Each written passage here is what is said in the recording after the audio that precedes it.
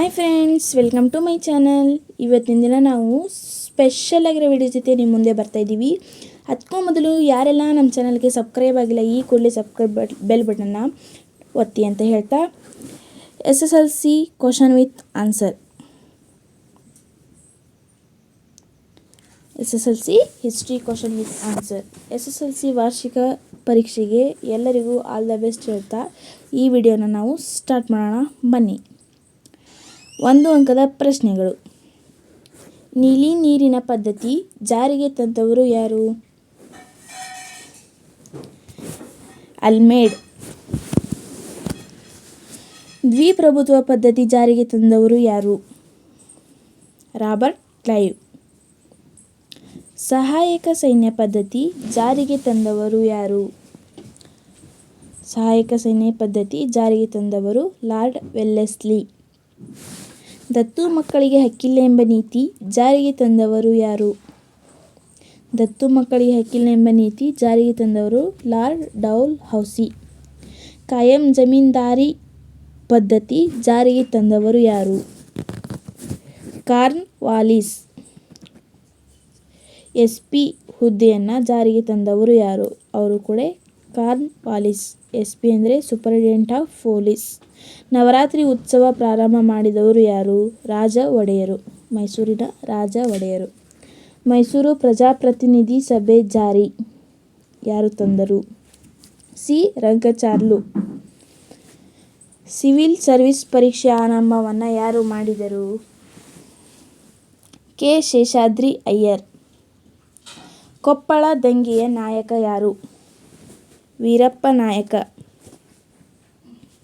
ಸಂಪತ್ತಿನ ಸೋರಿಕೆ ಸಿದ್ಧಾಂತ ಜಾರಿಗೆ ತಂದವರು ಯಾರು? ಸಂಪತ್ತಿನ ಸೋರಿಕೆ ಸಿದ್ಧಾಂತ ದಾದಾಬಾಯಿ ನವರೋಜಿ. ರಾಷ್ಟ್ರೀಯ ಕಾಂಗ್ರೆಸ್ ಸ್ಥಾಪಕ A. ಹೋ ಹ್ಯೂಮ್. ಇವಾಗ 2 ಅಂಕದ ಪ್ರಶ್ನೆಗಳನ್ನ ನೋಡ್ಕೊಬರೋಣ. 3ನೇ ಆಂಗ್ಲೋ ಮರಾಠ ಯುದ್ಧದ ಪರಿಣಾಮಗಳು.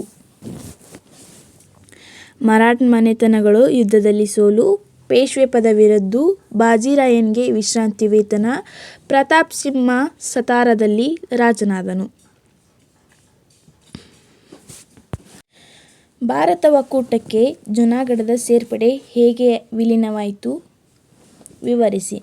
ನವಾಬ ಪಾಕಿಸ್ತಾನಕ್ಕೆ ಸೇರಲು ಇಚ್ಛಿಸಿದ ಪ್ರಜೆಗಳು ನವಾಬನ ವಿರುದ್ಧ ದಂಗೆ ಎದ್ದರು. ನವಾಬ ಪಾಕಿಸ್ತಾನಕ್ಕೆ ಪಲಾಯನ.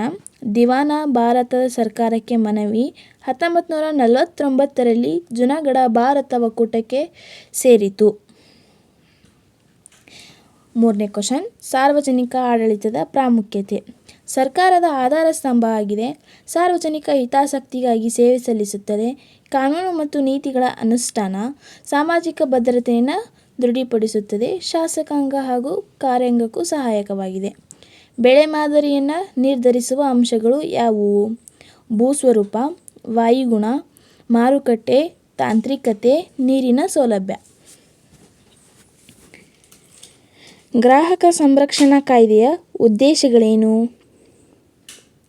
ಅನುಚಿತ ವ್ಯವಹಾರ ತಡೆಯುವುದು, ಗ್ರಾಹಕರಿಗೆ ಪರಿಹಾರ ಕೊಡಿಸುವುದು, ಸುರಕ್ಷತೆ ಮತ್ತು ಗುಣಮಟ್ಟ ಪ್ರಾಶಸ್ತ್ಯ, ಜನಜಾಗೃತಿ. ಇವಾಗ 3 ಅಂಕದ ಪ್ರಶ್ನೆಗಳು. ಬಕ್ಸಾರ್ ಕದನದ ಪರಿಣಾಮಗಳೇನು? ವಿವರಿಸಿ. 2ನೇ ಶಾ ಆಲಂ ಕಂಪನಿಗೆ ದಿವಾನಿ ಹಕ್ಕನ್ನು ನೀಡಿದ. ಶಾ ಆಲಂ ವಾರ್ಷಿಕ 26 ಲಕ್ಷ ರೂಪಾಯಿಯನ್ನು ಪಡೆದ. ಔಧನ ನವಾಬ ಕಂಪನಿಗೆ ಯುದ್ಧ ಪರಿಹಾರವಾಗಿ 50 ಲಕ್ಷ ರೂಪಾಯಿಯನ್ನು ಕೊಡಬೇಕಾಯಿತು.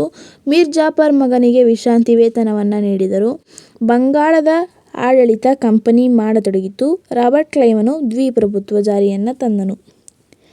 3ನೇ ಆಂಗ್ಲೋ ಮೈಸೂರು ಯುದ್ಧದ ಪರಿಣಾಮಗಳೇನು? ಶ್ರೀರಂಗಪಟ್ಟಣವನ್ನು ಬ್ರಿಟಿಷರು ಹಾಳುಗೆಡವಿದರು. ಶ್ರೀರಂಗಪಟ್ಟಣ ಒಪ್ಪಂದದಂತೆ ಯುದ್ಧ ಮುಕ್ತಾಯ. ಟಿಪ್ಪು ತನ್ನ ಅರ್ಧ ರಾಜ್ಯವನ್ನು ಬಿಟ್ಟುಕೊಡಬೇಕಾಯಿತು. ಯುದ್ಧ ನಷ್ಟ ಭರ್ತಿಗಾಗಿ 3 ಕೋಟಿ ರೂಪಾಯಿ. ಗ್ಯಾರಂಟಿಗಾಗಿ ತನ್ನ ಮಕ್ಕಳನ್ನು ಒತ್ತೆ ಇಡುವುದು. ಸೆರೆಯಲ್ಲಿದ್ದ ಸೈನಿಕರನ್ನು ಬಿಡುಗಡೆ ಮಾಡಿದರು. ಇದು 3ನೇ ಆಂಗ್ಲೋ ಮೈಸೂರು ಯುದ್ಧದ ಪರಿಣಾಮಗಳು. 1857ರ ದಂಗೆಯ ಪರಿಣಾಮಗಳೇನು? 1857ರ ದಂಗೆಯ ಪರಿಣಾಮಗಳು. ಈಸ್ಟ್ ಇಂಡಿಯಾ ಕಂಪನಿ ಆಡಳಿತ ಕೊನೆಗೊಂಡಿತು. ಬ್ರಿಟಿಷ್ ರಾಣಿಯ ನೇರ ಆಡಳಿತ ಪ್ರಾರಂಭ. ಭಾರತ ವ್ಯವಹಾರ ಕಾರ್ಯದರ್ಶಿ ನೇಮಕ. ಕಂಪನಿ ಮಾಡಿದ್ದ ಒಪ್ಪಂದಗಳ ಅಂಗೀಕಾರ. ಪ್ರಾದೇಶಿಕ ವಿಸ್ತರಣೆಯನ್ನು ಕೈಬಿಡುವುದು. ಸುಭದ್ರ ಸರ್ಕಾರ ನೀಡುವ ಭರವಸೆ. ಸ್ವಾತಂತ್ರ್ಯ ಹೋರಾಟದಲ್ಲಿ ದೊಂಡಿಯಾವಾಗ್ನ ಹೋರಾಟ. ಇವನು ಚನ್ನಗಿರಿಯಲ್ಲಿ ಜನಿಸಿದ. ಸೈನ್ಯವನ್ನು ಕಟ್ಟಿದ. ಬ್ರಿಟಿಷರ ವಿರುದ್ಧ ಹೋರಾಡಿದ. ಅತೃಪ್ತ ಪಾಳೆಯಗಾರರು ಇವನನ್ನು ಪ್ರೋತ್ಸಾಹಿಸಿದರು. ಶಿವಮೊಗ್ಗ ಬೀದನೂರು ಕೋಟೆಯ ವಶ. ವೆಲ್ಲೆಸ್ಲಿ ಆತನಂತೆ ಆಡಲು ನಿರ್ಧಾರ. ಬ್ರಿಟಿಷರು ಕೊನ್ಗಲ್ನಲ್ಲಿ ಆತನನ್ನು ಹತ್ಯೆಗೈದರು.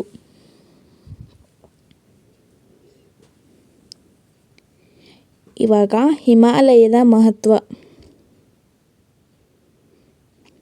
ಉತ್ತರ ಏಷ್ಯಾದಿಂದ ಬೀಸುವ ಶೀತ ಗಾಳಿಯನ್ನು ತಡೆಯುತ್ತದೆ. ನದಿಗಳ ಉಗಮ ಸ್ಥಾನವಾಗಿದೆ. ಜಲವಿದ್ಯುತ್ ಶಕ್ತಿ ಉತ್ಪಾದನೆ. ಸಸ್ಯ ಪ್ರಾಣಿಗಳಿಗೆ ಆಶ್ರಯ ತಾಣವಾಗಿದೆ. ಅಪಾರ ಖನಿಜ ಸಂಪತ್ತನ್ನು ಹೊಂದಿದೆ. ಧಾರ್ಮಿಕ ಕೇಂದ್ರಗಳ ಪ್ರಾಮುಖ್ಯತೆಯನ್ನು ಪಡೆದಿದೆ.